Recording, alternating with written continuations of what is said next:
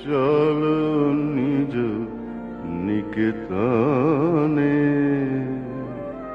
সংসার বিদেশে বিদেশির বেশে ভ্রম কেন অকারণে, মন চলো নিজ নিকেতনে।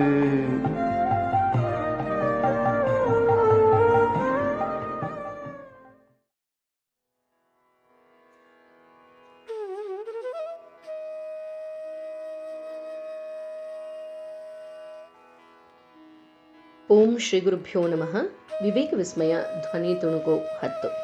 ಹಿಂದಿನ ಧ್ವನಿಯ ತುಣುಕಿನಲ್ಲಿ ಮಹಾರಾಜ ಮಂಗಳ್ ಸಿಂಗ್, ಆಲ್ವಾರಿನ ಮಹಾರಾಜ ಸ್ವಾಮೀಜಿಯ ಮಧ್ಯದಲ್ಲಿ ಆಗ್ತಿದ್ದಂಥ ಸಂಭಾಷಣೆಯನ್ನು ಗಮನಿಸ್ತಿದ್ವಿ. ಯಾವಾಗ ಮಹಾರಾಜ ನನಗೆ ಮೂರ್ತಿ ಪೂಜೆಯಲ್ಲಿ ನಂಬಿಕೆ ಇಲ್ಲ ಅಂತ ಕುಚೇಷ್ಟೆಯಿಂದ ಹೇಳೋದಕ್ಕೆ ಶುರು ಮಾಡಿದ್ನೋ, ಸ್ವಾಮೀಜಿ ಅದಕ್ಕೆ ಉತ್ತರವಾಗಿ ಅವನದ್ದೇ ಆದಂತಹ ಒಂದು ಫೋಟೋವನ್ನು, ಒಂದು ಭಾವಚಿತ್ರವನ್ನು ತರಿಸ್ಕೊಂಡು ಅಲ್ಲಿನ ದಿವಾನನಿಗೆ ಅದರ ಮೇಲೆ ಉಗುಳೋದಕ್ಕೆ ಹೇಳಿದ್ರು. ಹೀಗೆ ಅವರ ಮಧ್ಯದಲ್ಲಿ ಸಂಭಾಷಣೆ ಮುಂದುವರಿತಾ ಇದೆ. ಜನ ಎಲ್ಲ ಹೆದರ್ಬಿಟ್ಟು ನಿಂತಿದ್ದಾರೆ. ಉಗುಳಿ, ಇದರ ಮೇಲೆ ನಾನು ಹೇಳ್ತಾ ಇದ್ದೀನಿ ಅಂತ ಸ್ವಾಮೀಜಿ ಹೇಳಿದಾಗ ಎಲ್ಲರೂ ಉಗುಳೋದಕ್ಕೆ ಹಿಂಜರಿತಾ ಇದ್ರು. ಯಾಕೆ? ಎಲ್ಲೆಲ್ಲೂ ಮೌನ, ಎಲ್ಲೆಲ್ಲೂ ಮೌನ ಅಲ್ಲಿ ಉದ್ಭವ ಆಗ್ಬಿಟ್ಟಿದೆ. ಮುಂದೇನಾಯ್ತು ಅನ್ನೋದನ್ನ ಈಗ ಗಮನಿಸೋಣ. ಸ್ವಾಮೀಜಿ ಈಗ ಹೇಳ್ತಾ ಇದ್ದಾರೆ, ಎಲ್ಲರೂ ಮೌನ, ಎಲ್ಲೆಲ್ಲೂ ಮೌನ. ಸ್ವಾಮೀಜಿ ಗಂಭೀರವಾಗಿ ಮಾತನ್ನ ಮುಂದುವರಿಸ್ತಾ ಹೇಳಿದ್ರು. ಯಾಕೆ ಅಂದ್ರೆ, ಈ ಭಾವಚಿತ್ರದಲ್ಲಿ ನೀವು ಮಹಾರಾಜರ ಛಾಯೆಯನ್ನ ಕಾಣ್ತಿದ್ದೀರ. ಈ ಭಾವಚಿತ್ರದ ಮೇಲೆ ನೀವೇನಾದರೂ ಉಗುಳಿದ್ರೆ ನಿಮ್ಮ ಮಹಾರಾಜರ ಮೇಲೆ ಉಗುಳಿದ ಹಾಗೆ ಆಗತ್ತೆ ಅನ್ನೋದು ನಿಮ್ಮ ಭಾವ. ಬಳಿಕ ಮಂಗಳ್ ಸಿಂಗನ ಕಡೆಗೆ ತಿರುಗಿ ಹೇಳ್ತಾರೆ, ನೋಡು ಮಹಾರಾಜ, ಈ ಭಾವಚಿತ್ರ ಅನ್ನೋದು ಒಂದು ದೃಷ್ಟಿಯಿಂದ ನೀನ್ ಇಲ್ದಲೇ ಇದ್ರೂ ಕೂಡ ಇನ್ನೊಂದು ದೃಷ್ಟಿಯಿಂದ ನೀನೇ ಅಭಿವ್ಯಕ್ತಗೊಳ್ತಿದ್ಯಾ. ಹಾಗಾಗಿ ನಿನ್ನ ನಿಷ್ಠಾವಂತ ಸೇವಕರು ನಾನಿದ್ರ ಮೇಲೆ ಉಗುಳಿ ಅಂದಾಗ ಎಲ್ಲರೂ ದಿಗ್ಭ್ರಾಂತರಾಗ್ಬಿಟ್ರು. ಗೊತ್ತೇನೋ, ಇದು ನಿನ್ನ ಛಾಯೆ. ಇದನ್ನ ನೋಡ್ದಾಗ್ಲೆಲ್ಲ ಇದನ್ನ ಅಂದ್ರೆ ಅವನ ಭಾವಚಿತ್ರವನ್ನ, ಈ ಭಾವಚಿತ್ರವನ್ನ, ನಿನ್ನ ಭಾವಚಿತ್ರವನ್ನ ನೋಡ್ದಾಗ್ಲೆಲ್ಲ ನಿನ್ನ ವ್ಯಕ್ತಿತ್ವವೇ ಅವರ ಕಣ್ಮುಂದೆ ಬರುತ್ತೆ. ಇದರ ಕಡೆಗೆ ಕಣ್ಣು ಹಾಯಿಸಿದಾಗ್ಲೆಲ್ಲ ಅವರು ಇದರಲ್ಲಿ ನಿನ್ನನ್ನೇ ಗಮನಿಸ್ತಾರೆ. ಹಾಗಾಗಿ ಅವರು ನಿನ್ನನ್ನು ಅದೆಷ್ಟು ಗೌರವದಿಂದ ಕಾಣ್ತಾರೋ ಈ ಭಾವಚಿತ್ರವನ್ನು ಕೂಡ ಅಷ್ಟೇ ಗೌರವದಿಂದ ಕಾಣ್ತಾರೆ. ದೇವದೇವಿಯವರ ಕಲ್ಲಿನ ಅಥವಾ ಲೋಹ ವಿಗ್ರಹಗಳನ್ನು ಪೂಜಿಸುವ ಭಕ್ತರ ವಿಷಯದಲ್ಲೂ ಕೂಡ ಇದೇ ಭಾವ ಇದೆಯಪ್ಪ. ವಿಗ್ರಹ ಅನ್ನುವಂಥದ್ದು ಭಕ್ತರ ಮನಸ್ಸಿಗೆ ಅವರ ಇಷ್ಟ ದೇವತೆಯನ್ನು ಅಥವಾ ಭಗವಂತನ ಕೆಲವೊಂದು ವಿಶೇಷ ಗುಣರೂಪವನ್ನು ತಂದುಕೊಟ್ಟು ಮನಸ್ಸನ್ನ ಏಕಾಗ್ರಗೊಳಿಸೋದಕ್ಕೆ ಸಹಾಯ ಮಾಡುತ್ತೆ. ಭಕ್ತರು ಹೀಗೆ ಪೂಜೆ ಮಾಡೋದನ್ನ ಮನಸ್ಸಿನಲ್ಲಿ ಮೂಡಿದ ಭಗವಂತನ ದಿವ್ಯ ಗುಣ ರೂಪವನ್ನ, ಕಲ್ಲು ಅಥವಾ ಲೋಹವನ್ನೇ ಯಾವುದನ್ನೇ ಪೂಜಿಸೋದಿಲ್ಲ. ನಾನು ಬಹಳಷ್ಟು ಕಡೆ ತಿರುಗಿ ನೋಡಿದ್ದೇನೆ.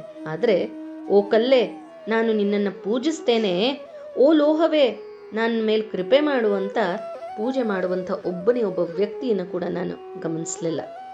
ಎಲ್ಲರೂ ಪೂಜೆ ಮಾಡುವಂಥದ್ದು ಆ ಸರ್ವಶಕ್ತನಾದಂತಹ ಪರಮಾತ್ಮನನ್ನ ಭಾವಚಿತ್ರಗಳ, ಮೂರ್ತಿಗಳ ಮೂಲಕ. ಅವನು ಶ್ರದ್ಧ ಜ್ಞಾನ ಸ್ವರೂಪಿ. ಭಗವಂತ ಅವರವರ ತಿಳುವಳಿಕೆಗೆ ಹಾಗೆ ಭಾವನೆಗಳಿಗೆ ಅನುಗುಣವಾಗಿ ಕಾಣಿಸ್ಕೊಳ್ತಾನೆ. ಗೊತ್ತಾಯ್ತೇನು ಮಹಾರಾಜ? ಇದು ನನ್ನ ಅಭಿಪ್ರಾಯ. ಆದರೆ ನಿನ್ನ ವಿಚಾರ ಹೇಗೆ ಅನ್ನೋದು ನನಗೆ ಗೊತ್ತಿಲ್ಲಪ್ಪ ಅಂತ ಉತ್ತರ ಕೊಟ್ರು. ಈ ಹೇಳೋ ಹಾಗೆ ಅವರವರ ಭಾವಕ್ಕೆ, ಅವರವರ ಚಿಂತನೆಗೆ ಭಗವಂತ ಅಭಿವ್ಯಕ್ತಗೊಳ್ತಾನೆ. ಭಗವದ್ಗೀತೆಯಲ್ಲೂ ಕೂಡ ಅದನ್ನೇ ಶ್ರೀಕೃಷ್ಣ ಹೇಳ್ತಾನಲ್ಲ, ಯೇ ಯಥಾ ಮಾಂ ಪ್ರಪದ್ಯಂತೆ, ಯಾರು ನನ್ನನ್ನು ಹೇಗೆ ನೋಡಬೇಕು ಅಂತ ಅಪೇಕ್ಷಿಸ್ತಾರೋ ನಾನು ಅದೇ ರೀತಿಯಲ್ಲಿ ಅವರಿಗೆ ಪ್ರಕಟವಾಗ್ತೇನೆ ಅಂತ. ಕನಕದಾಸರ, ವಿಜಯದಾಸರ ಜೀವನ ಎಲ್ಲ ನೋಡಿದಾಗ ಕೋಣ ಮಂತ್ರವನ್ನು ಜಪ ಮಾಡ್ತಾ ಮಾಡ್ತಾ ಮಾಡ್ತಾ ಭಗವಂತನ ಸಾಕ್ಷಾತ್ಕಾರವನ್ನು ಮಾಡಿಕೊಂಡಿದ್ದನ್ನು ಕೂಡ ನಾವು ಇತಿಹಾಸದ ಪುಟಗಳಲ್ಲಿ ಗಮನಿಸಬಹುದು. ಹೀಗೆ ಸ್ವಾಮೀಜಿ ಹೇಳ್ತಾರೆ, ಅವರ ಭಾವನೆಗಳಿಗೆ ಅನುಗುಣವಾಗಿ ಭಗವಂತ ಆ ಮೂರ್ತಿಗಳ ಮೂಲಕ, ಭಾವಚಿತ್ರಗಳ ಮೂಲಕ ಅಭಿವ್ಯಕ್ತಗೊಳ್ತಾನೆ ಅಂತ. ಇದೊಂದು ನಿಜಕ್ಕೂ ಕೂಡ ಅದ್ಭುತವಾದ ಘಟನೆ ಅಂತಲೇ ಭಾವಿಸ್ಬೋದು. ಮೂರ್ತಿ ಪೂಜೆಯ ಮಹತ್ವವನ್ನ ಸರಿಯಾದ ರೀತಿಯಲ್ಲಿ ಸ್ವಾಮೀಜಿ ಅರ್ಥ ಮಾಡಿಸ್ತಾ ಅವ್ರು ಕೊಟ್ಟಂತಹ ದೃಷ್ಟಾಂತಪೂರ್ವಕ ಉತ್ತರವನ್ನ ಈ ಹಿಂದೆ ಯಾರು ಕೊಟ್ಟಿರೋದಕ್ಕೆ ಸಾಧ್ಯ ಇಲ್ಲ, ಇನ್ನು ಮುಂದೆ ಯಾರು ಕೊಡಬೇಕಾಗಿಯೂ ಇಲ್ಲ. ಈ ಉತ್ತರ ಸೂರ್ಯ ಚಂದ್ರರು ಇರುವವರೆಗೂ ಕೂಡ ಹಾಗೆ ಸಾಕು. ಈ ಉತ್ತರವನ್ನ ಕೇಳಿದಾಗ ಎಂತಹ ಮೂರ್ತಿ ಭಂಜಕನೂ ಕೂಡ ಮೂರ್ತಿ ಪೂಜಕರಾಗೋದಕ್ಕೆ ಸಾಧ್ಯವಿಲ್ವೇನೋ? ಆದರೆ ಭಂಡರ ವಿಷಯ ಬೇರೆ. ಇಲ್ಲಿ ಇನ್ನೊಂದು ಸ್ವಾರಸ್ಯವನ್ನು ನಾವು ಗಮನಿಸಬೇಕು. ಹಿಂದೆ ಯಾವ ನರೇಂದ್ರ ಮೂರ್ತಿ ಪೂಜೆಯನ್ನು ಉಗ್ರವಾಗಿ ಖಂಡಿಸ್ತಾ ಇದ್ನೋ, ಇವತ್ತು ಅದೇ ನರೇಂದ್ರ ಸ್ವಾಮಿ ವಿವೇಕಾನಂದರಾಗಿ ಅದೇ ಮೂರ್ತಿ ಪೂಜೆಯನ್ನು ಅಷ್ಟೇ ಭವ್ಯವಾಗಿ ಮಂಡಿಸ್ತಾ ಇರೋದು ಎಷ್ಟು ಅದ್ಭುತ. ಅಷ್ಟೇ ಅಲ್ಲದೆ ಇಲ್ಲಿ ಇನ್ನೊಂದು ವಿಷಯವನ್ನು ನಾವು ಗಮನಿಸಿ ನೋಡ್ಬೋದು.